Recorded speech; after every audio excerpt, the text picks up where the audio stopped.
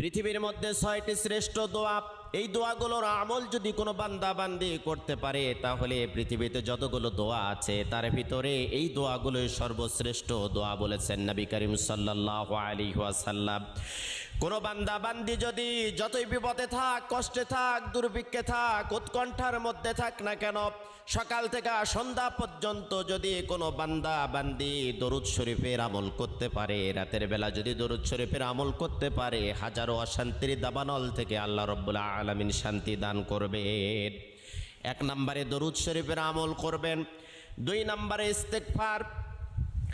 আপনার মুখটা এমন হয়ে যাবে আল্লাহ রাব্বুল আলামিনের কাছে দোয়া করার সাথে সাথে আপনার দোয়াটা কবুল হয়ে যাবে। সব সময়ের জন্য পড়বেন আস্তাগফিরুল্লাহাল্লাযী লা ইলাহা ইল্লা হুয়াল হাইয়ুল কাইয়্যুম ওয়া আতুবু ইলাইহি।